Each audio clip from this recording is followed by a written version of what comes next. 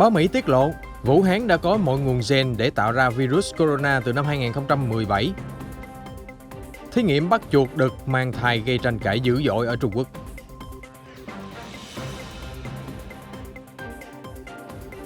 Biến cố gì khiến nhà máy hạt nhân Iran ngừng hoạt động? 13 người tử vong do mưa bão ở Mỹ, gồm 9 đứa trẻ mất trong vụ tai nạn kinh hoàng. Bỉ phát hiện thi thể lính đào ngũ nguy hiểm, mang tên lửa đe dọa quan chức y tế. Cận cảnh 2 phi hành gia bay lơ lửng ngoài trạm không gian để lắp pin mặt trời. Tất cả sẽ có trong bản tin đặc biệt cập nhật những tin tức nóng hổi nhất trên kênh FBNC.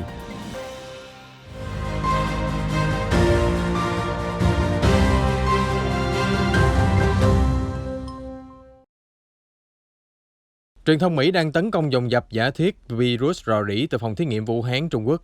Mới đây, tờ National News cho rằng Viện Virus học Vũ Hán vào năm 2017 đã có mọi loại gen cần thiết từ những loài dơi hoang dã để tạo ra chủng virus SARS tương tự như virus gây đại dịch COVID-19 hiện nay. National News dẫn nguồn một bài báo của trang tin khoa học Science News được phát hành vào năm 2017. Theo đó, một nhóm khoa học gia dẫn đầu bởi bà Thạch Chính Lệ, được mệnh danh là chuyên gia về dơi Bad Woman của Trung Quốc, đã nghiên cứu chuyên sâu về dơi hoang dã trong hang động tỉnh Vân Nam, ít nhất trong vòng 5 năm. Bài báo nói rằng bà Thạch đã thu thập 11 chủng virus SARS từ dơi móng ngựa có liên hệ với virus SARS truyền bệnh ở người.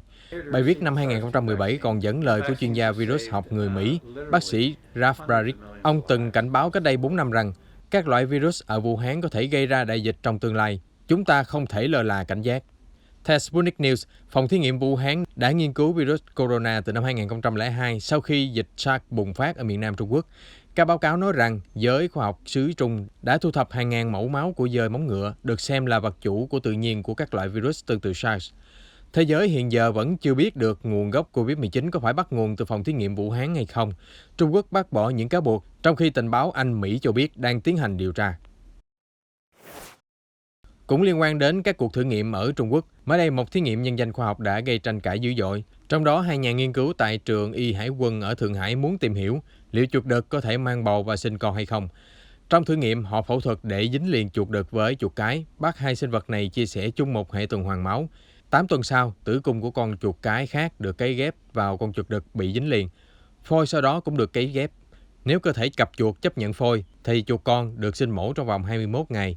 Kết quả, 6 trong số 163 con chuột đực đã mang thai, tỷ lệ đạt gần 4%.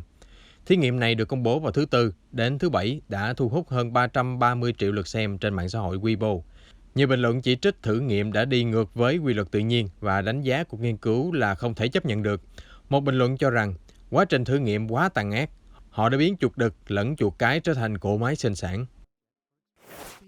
Nhà máy hạt nhân Bushehr của Iran bất ngờ dừng hoạt động trong 3 đến 4 ngày tới, theo đại diện của nhà máy nói trên đài nhà nước hôm qua ngày 20 tháng 6. Vụ việc như vậy lần đầu tiên xảy ra ở nhà máy hạt nhân suốt 10 năm nay, có thể gây ra mất điện trên diện rộng trong khu vực. Lý do tạm dừng hoạt động được nói là có lỗi kỹ thuật cần xem xét trong vài ngày. Nhà máy Bushehr được xây dựng trước năm 1979 nhưng phải tạm hoãn do giao tranh. Cuối cùng đã hoàn thành nhờ sự giúp đỡ của Nga.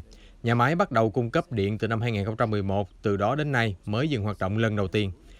Đây không phải là nhà máy hạt nhân duy nhất ở Iran gặp sóng gió trong thời gian gần đây. Nhà máy Natanz, nơi làm giàu urani, đã bị tấn công bằng các thiết bị nổ đến 2 lần vào năm ngoái và vào tháng 4 vừa qua.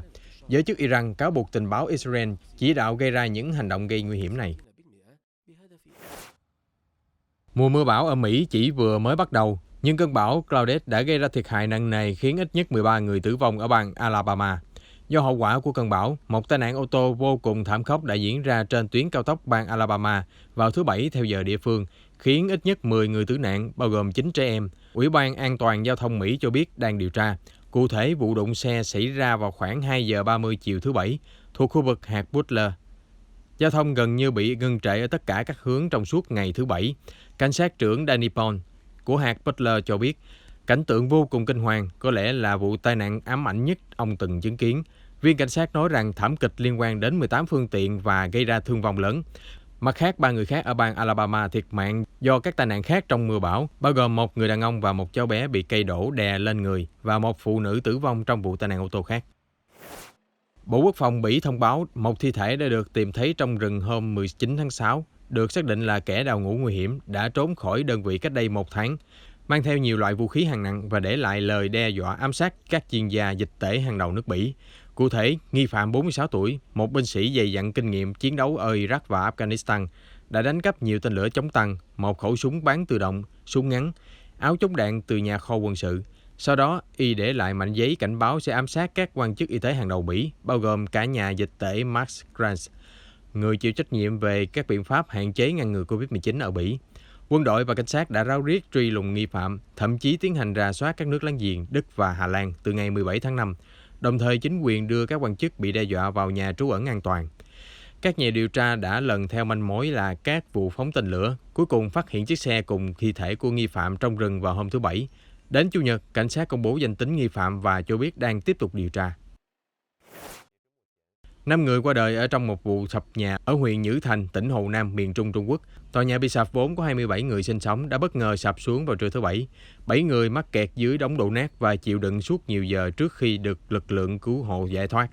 Hơn 400 nhân viên cứu hộ và 160 cảnh sát từ thành phố Sam Châu đã tham gia tìm kiếm cứu nạn. Giới chức đang điều tra nguyên nhân vụ việc. Trung Quốc thường xảy ra nhiều vụ tai nạn kinh hoàng liên quan đến sập nhà hoặc cháy nổ của khu dân cư, do quy định an toàn ở nhiều địa phương còn lỏng lẻo. Mới hồi Chủ nhật tuần trước, một đường ống dẫn ga phát nổ đã khiến 25 người chết, hơn 100 người bị thương ở thành phố Thập Yển, tỉnh Hồ Bắc. Bắc Kinh đang yêu cầu chính quyền địa phương siết chặt các quy trình an toàn trong xây dựng và phòng chống cháy nổ, nỗ lực đảm bảo cho an ninh trật tự xã hội trước thềm kỷ niệm 100 năm ngày thành lập Đảng Cộng sản Trung Quốc vào ngày 1 tháng 7. Ít nhất 43 người bị thương, bao gồm 6 người phải nhập viện do mưa lũ nghiêm trọng ở thành phố Yalta thuộc bán đảo Crimea của Nga. Trong số 2 người được báo mất tích vào tuần trước, đến hôm Chủ nhật, cơ quan chức năng địa phương đã báo cáo đã tìm thấy người đàn ông, còn người phụ nữ vẫn chưa rõ tung tích. Bộ Khẩn cấp của Nga vào hôm 19 tháng 6 cho biết hơn 1.700 cư dân, bao gồm 300 trẻ em, đã phải di tản khẩn cấp ở Crimea do ảnh hưởng của mưa lũ. Hiện các số liệu chưa được thống kê đầy đủ do giao thông và liên lạc vẫn bị gián đoạn. Mặt khác, người dân thành phố Yalta sắp nhận được khoản cứu trợ tiền đầu tiên trị giá gần 800.000 đô la. Những hình ảnh từ trên cao này cho thấy hậu quả lớn của một cơn bão xé toạc thị trấn Beran ở thị trấn Bearan của Bỉ vào hôm 19 tháng 6, khiến ít nhất 17 người bị thương và hơn 70 ngôi nhà bị hư hỏng nặng. Thị trưởng cho biết, ngay cả bên trong các tòa nhà, gió vẫn luồn vào, làm vỡ các cửa kính, cửa sổ hay thổi bay mái nhà. Thiệt hại về tài sản là rất nghiêm trọng. Theo truyền thông địa phương, một trường học và một sân thi đấu thể thao gần như bị phá hủy trong cơn bão.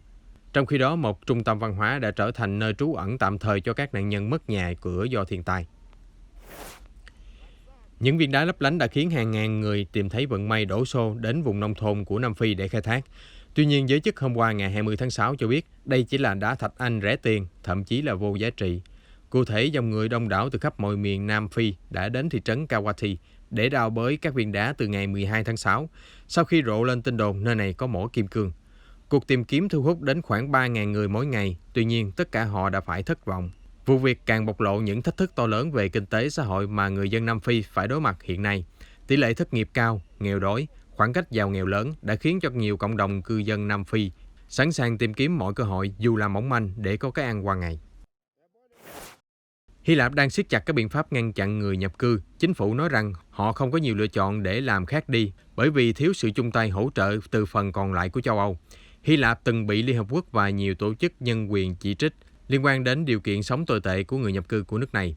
Một vụ cháy lớn tàn phá trại tập trung Moria hồi năm ngoái là ví dụ điển hình. Ngoài ra, hải cảnh Hy Lạp còn bị Thổ Nhĩ Kỳ tố cáo đã đẩy người di cư trở về vùng biển quốc tế và để mặc họ tự sinh tự diệt giữa đại dương. Athens bác bỏ mọi cáo buộc. Hiện giờ, bên ngoài trại tập trung Rizona của thủ đô có thể nhìn thấy các bằng chứng của chính sách nhập cư hà khắc hơn. Các hàng rào đang được dựng lên, có vai trò như bức tường biên giới bao bọc các khu vực và nhằm ngăn chặn người di cư. Sau 15 tháng đóng cửa then cài, các tụ điểm giải trí về đêm đã mở cửa ở vùng Catalonia của Tây Ban Nha từ hôm Chủ nhật ngày 20 tháng 6. Dù vậy, giới chức vẫn yêu cầu người dân tuân thủ một số quy định hạn chế, bao gồm các quán bar không được đón khách vượt hơn 50% sức chứa. Tất cả mọi người phải đeo khẩu trang và các quán phải đóng cửa trước 3 giờ 30 sáng. Tất cả mọi người đến uống cocktail phải ghi lại thông tin nhằm điều tra dịch tễ khi ghi nhận ca Covid-19. Marcel Bimbela, đại diện một tụ điểm giải trí nổi tiếng ở thành phố Barcelona cho biết, 15 tháng vừa qua thật sự rất khó khăn cho ngành kinh tế ban đêm và việc mở cửa là một tín hiệu đáng mừng để vực dậy ngành này. Các phi hành gia đã dạo bước lơ lửng bên ngoài trạm không gian quốc tế ISS vào hôm qua ngày 20 tháng 6 để bắt đầu lắp đặt các tấm pin mặt trời nhằm bổ sung nguồn điện cho trạm ISS. Thực hiện nhiệm vụ này gồm có phi hành gia Mỹ Sean Kimbrough và đồng nghiệp từ cơ quan vũ trụ châu Âu ESA là Thomas Pesquet.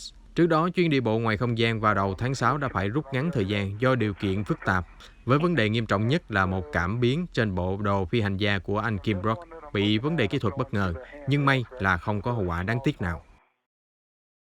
Chúng tôi sẽ cập nhật những sự kiện quốc tế mới nhất trong bản tin nóng của FBNC phát sóng vào lúc 15 giờ hàng ngày. Xin mời quý vị đón xem.